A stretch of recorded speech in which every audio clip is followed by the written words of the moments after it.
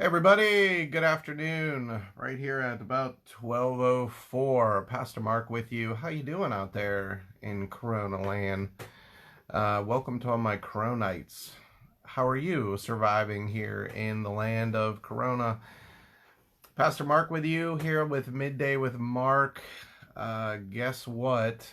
It is day 28, folks. Day 28 of the quarantine. Well, we've actually been in quarantine longer, but day 28 of doing these middays. So here's the thing. So Tuesday of next week, we're going to hit day 30. I got to do something special. Something special for day 30 of Midday with Mark. So if you have a suggestion, write in the comments below. If you have a suggestion of what should happen on day 30 of Midday with Mark, I will take your suggestions. Maybe I'll get a haircut on day 30.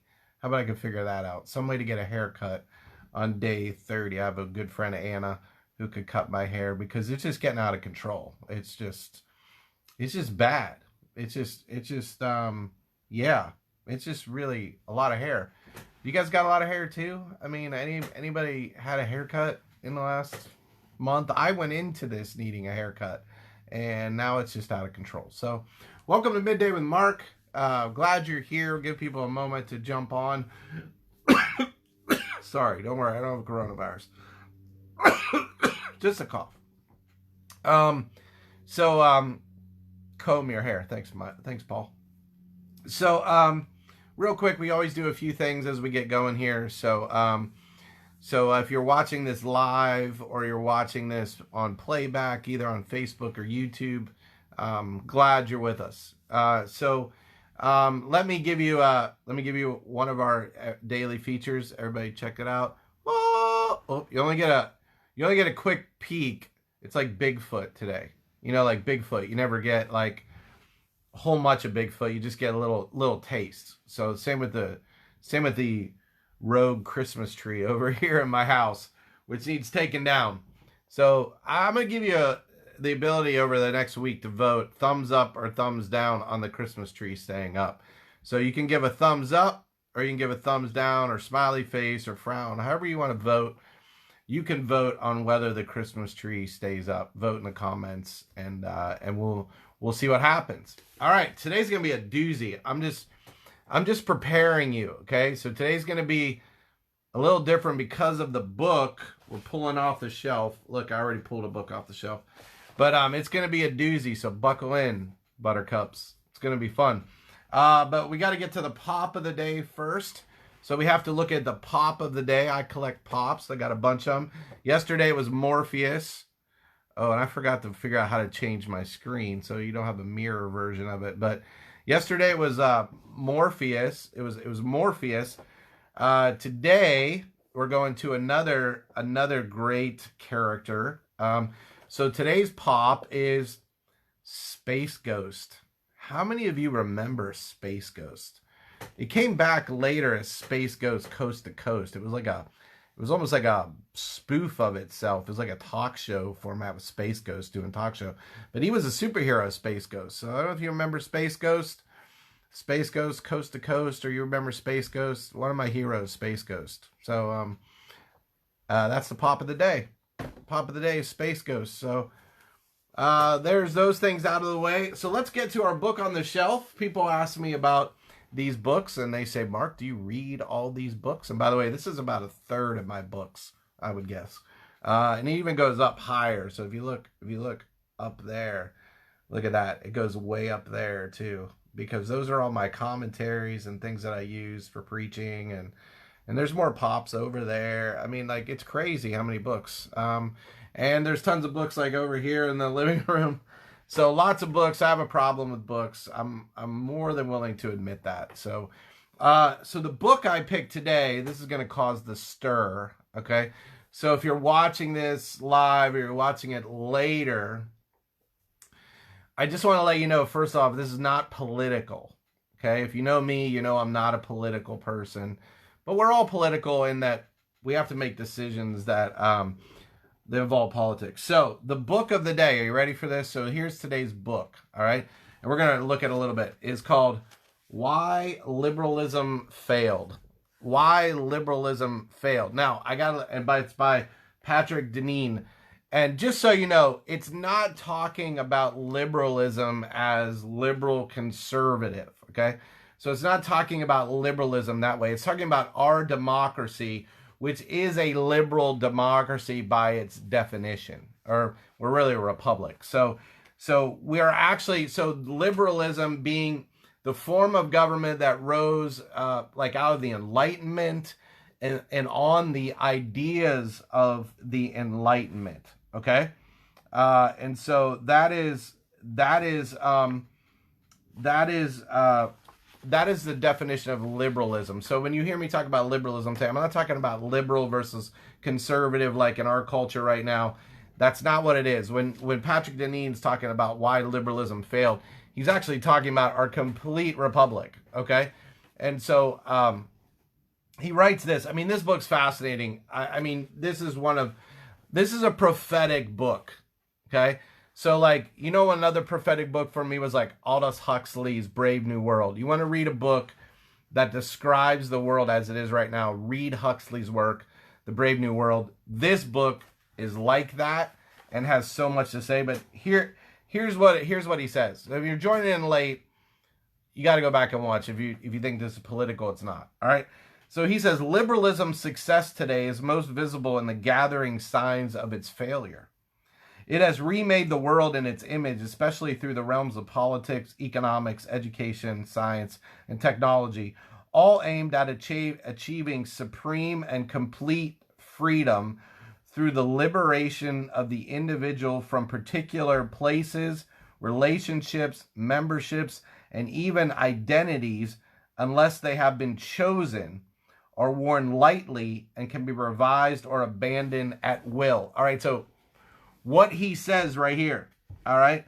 He says that liberalism has remade the world in its image. Again, not liberalism versus conservative, but liberalism, which is, if you take the ideas of the Enlightenment to their ultimate end, which is, I am free. It's like a redefinition of freedom, liberty. Like all of those things are like liberating the individual to be the supreme thing. Not community, not other people, but me. Everything's about me. That's what Deneen talks about, liberty and freedom taken to its ultimate end as we see it.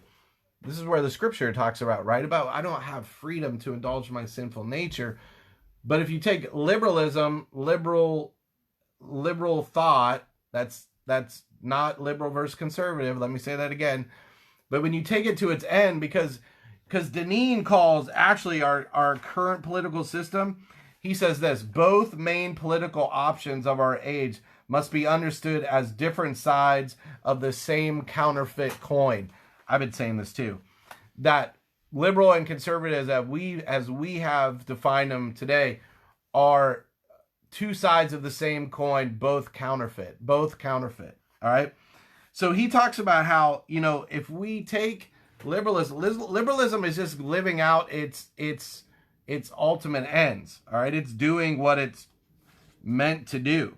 And then he says this. I love this. He has this little quote where he says, widespread anger. People are angry today. We're talking about anger on Sunday in our sermon. Widespread anger and deepening discontent have arisen from the spreading realization that the vehicles of our liberation have become the iron cages of our captivity. Ooh, there's such good stuff in this book. Why Liberalism Died. You would love it. It's a little more heady maybe than some would like, but I encourage you to read it. And it talks about how we've defined things like freedom and liberty, even from what they were originally intended to mean. You know, like Christianity talks about freedom, but freedom in Christianity is not freedom without limits. There are limits, like God places limits on us to protect us and keep us safe. And then this is what I love. So I'm going to read you the end of the introduction. All right, so here we go. When Alex de Tocqueville visited America in the early decades of the 19th century, he observed that Americans tended to act differently from and better than their individualistic and selfish ideology. Okay? They do more honor to their philosophy than to themselves. So what Tocqueville wrote was like, back then in the 19th century, it seemed like Americans had a better ideal and they lived towards that ideal, which was for others, than just their own personal freedom and their own personal getting ahead. Okay? And then he wrote this, and I think this is so appropriate. Why am I picking this book? So this is so appropriate for what we're going through right now. Listen to what he writes.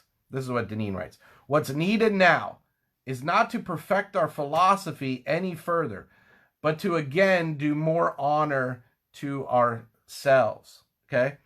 Out of the fostering of new and better selves, porously invested in the fate of other selves. So that means you work on your personal ethics. You get all that straight. Okay, we used to live by Christian ethics. Get your ethics straight, and then you worry and invest in the fate of other selves, other people, through the cultivation of cultures of community, care, self-sacrifice, and small-scale democracy. A better practice might arise, and from it, ultimately, perhaps, a better theory than the failed project of liberalism. Oh, this is such a great book. I encourage you to read it. Deneen really breaks down like where we're headed as a culture, and maybe this pandemic will set us back on course where we are not just all about our own personal freedom, but we're more about helping others, community, those kinds of things. Which brings us to our scripture for the day, part 5 of our series on Nehemiah. And so we've been looking at Nehemiah because we've talked about how we're going to have to rebuild. We're going to have to rebuild after this. And what we rebuild, will it be better than what we had before? Will we rebuild a society that's better than what it was? And so that's the challenge of Nehemiah.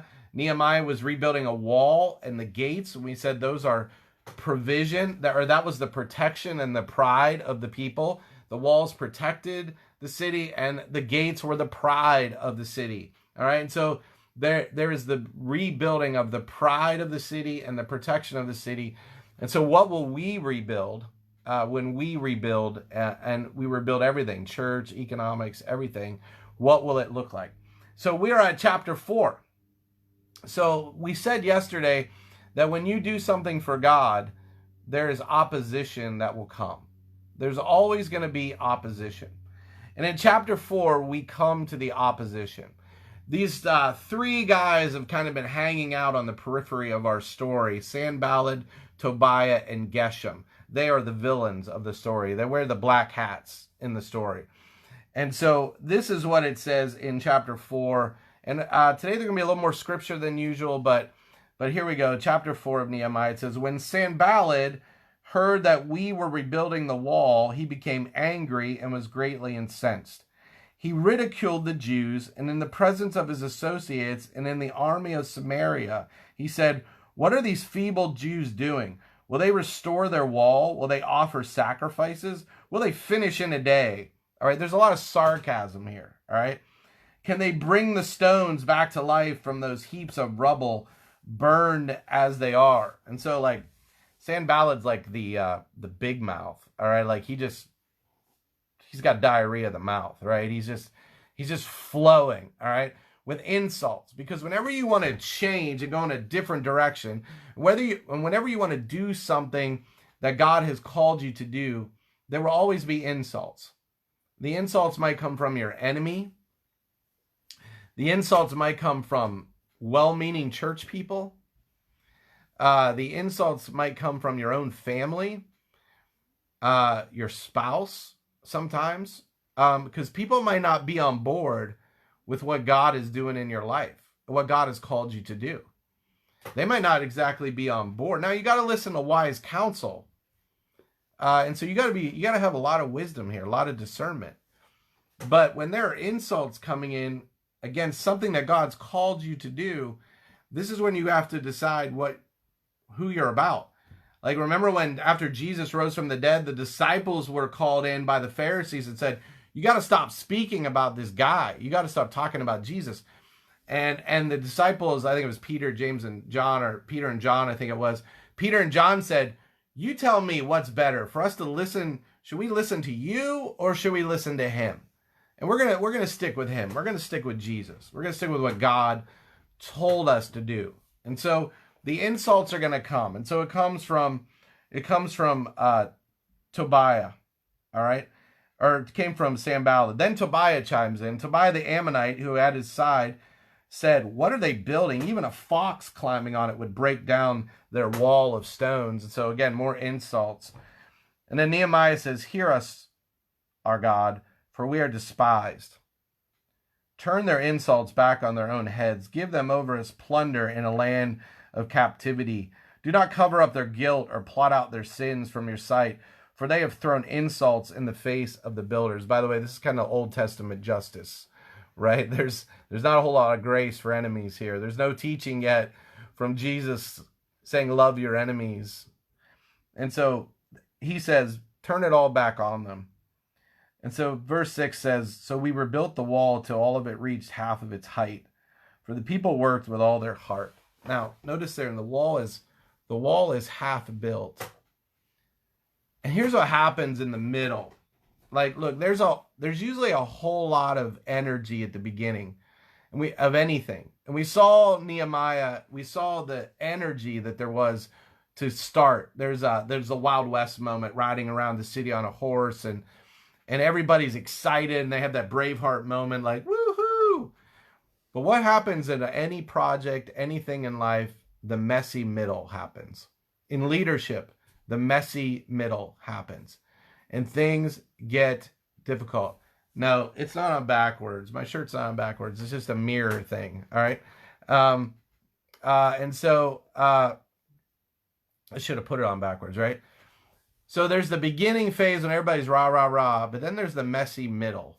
And in the messy middle, that's where people get lost. In the messy middle, and the other thing is people finish well too, usually. People can get, when they get towards the finish line, they can see it, they go for it. But it's the messy middle where you need leadership. And this is what Nehemiah does. He provides leadership in the messy middle. And so the wall is half built. Let me fix this a little bit. The wall is half built. Okay, people could get lost here in the middle, and they're being insulted, and they're like halfway done, and they feel like, oh my gosh, that took a lot of effort. We have a long ways to go. And so it says this, but when Sanballat, Tobiah, the Arabs, the Amorites, and the people of Ashdod heard that the repairs to Jerusalem's walls had gone ahead and that the gaps were getting closed, they were very angry. They all plotted together to come and fight against Jerusalem and stir up trouble against it. But we prayed to our God, and we posted a guard day and night to meet this threat. So notice there's a lot of opposition coming, and Nehemiah is the leader. He begins to pivot. It's in the middle of them. It's the messy middle. It's the messy middle. And he begins to pivot. He knows what got him, what started this work will not finish it. There has to be a pivot in the middle. And so Nehemiah begins to pivot. He begins to post guards, right? He begins to post guards. And then it says this, meanwhile, the people in Judah said, the strength of the laborers is giving out, and there's so much rubble that we cannot rebuild the wall. People start complaining. People start getting tired. So again, Nehemiah's got to, in the middle of the messy middle, has to pivot. And then they say, also our enemies said, before they know it or see us, we will be right there among them, and we will kill them and put an end to this work. And so they start listening to outside voices. They're not listening to Nehemiah as much anymore. They're starting to listen to their critics. You ever do that? You just listen to your critics? I'm not talking about people that love you and care for you, who tell you things that you need to hear. But I'm talking about like people who just want the worst for you. Or they want the worst for whatever you're promoting. If you promote the cause of Christ, there will be people that do not want you to succeed. And you can start listening to the critics, or you can start listening to your leader, Jesus, on where to go from here. Then the Jews, verse 12, who lived near them came and told us 10 times over, wherever you turn, they will attack us. So this is growing. They told him 10 times over. It's like, be quiet. I heard you once. You don't have to tell me again and again and again and again and again. But they're afraid. This is what happens in the messy middle. Look, we're in the middle of this right now. If you're a church leader, you're a business leader, you're a leader, you're in the middle of this. You're not at the end of it. You're not at the beginning of it. Maybe you're even approaching the middle. So people are going to start getting antsy, and you're going to have to pivot. Okay? So they're going crazy. People are starting to bail. Therefore, I stationed some of the people behind the lowest points of the wall at the exposed places, posting them by families with their swords, spears, and bows. And after I looked things over, I stood up and said to the nobles, the officials, and the rest of the people, don't be afraid of them. Remember the Lord, who is great and awesome, and fight for your families, your sons and your daughters, your wives and your homes. Oh, Braveheart. Braveheart is back. William Wallace is back. So somewhere in the middle, Nehemiah goes back into Braveheart mode. He begins to pivot, okay? He begins to help people to finish well, to get to a place where they can see the finish line, because then that will take them the rest of the way. So he pivots in his leadership and he says, fight, fight, fight. Don't give up in the middle. So whatever you're going through, whatever it is, if you feel like you're in the middle of it, or maybe you don't know what stage of it you're in, fight and remember, he says. Remember the Lord. Remember the Lord in the middle, because he is the God of the middle. He is the God of the beginning. He is the Alpha and he is the Omega. He is the God of the end. But he is also the God of the middle. And he is in the middle, in the midst. Emmanuel, God in the midst, God in the middle. And it says, don't be afraid, fight. And then it said, when our enemies heard that we were aware of their plot and that God had frustrated it, we all returned to the wall, each to our own work. So the people got back to work. They weren't afraid anymore. And then Nehemiah says this to wrap this up. He says, from that day on, half of my men did the work, while the other half were equipped with spears, shields, bows, and armor. The officers posted themselves behind all the people of Judah who were building the wall. Those who carried materials did their work with one hand and held a weapon in the other. And each of the builders wore his sword at his side as he worked. But the man who sounded the trumpet stayed with me. I love that. Isn't that beautiful? I'm sure Nehemiah would have liked to got done quicker, but he knew that he had to put half the guys to defend in order for it to ever get done at all. Nehemiah pivoted in the middle. I'm sure it wasn't his original plan, but Nehemiah pivoted the middle. Maybe you're in the middle of this. I know you're in the middle of this. We all are. What's your pivot? What has to change? What has to change going forward? Don't get lost in the middle. Don't get discouraged. Don't give up. Remember, God's with you. If you're going through a career right now or a job that's incredibly uncertain and you're not sure what's going to happen, remember, God's in the middle. You do your part. Fight. Fight for your family. Fight for your faith. Fight for whatever is good, true, and beautiful in this world. Fight for that. Do your work. But remember, God is with you in the middle. That's all I have for you today. Thanks for being with me. I'm glad you joined me today a little bit longer than usual. Book of the day was Why Liberalism Failed. Go read it. I think you'll enjoy it. It was good to be with you. Leave a comment. Love to hear your comments. It keeps me going. I feel like I'm in the middle of this, so your comments make me feel good. Your comments inspire me. Your comments help me to keep going. So thank you very much. Look forward to seeing you on the weekend. Look forward to seeing you. And thank you, by the way, for those of you who have supported our Feed the Healers ministry. We just delivered 37 meals. I just got the text while I'm talking. We just delivered 37 meals to Swickley Hospital for doctors and nurses today. Also, thanks to Thornhill Tap House for joining in with us in Wexford. Go and eat there. Do takeout. But if you want to give towards that, give to PushPay app or pushpay.com. Give to that. Do the drop-down menu, Feed the Healers. Give toward that fund. We need some more money to come in to replenish that. So love to have you give towards that.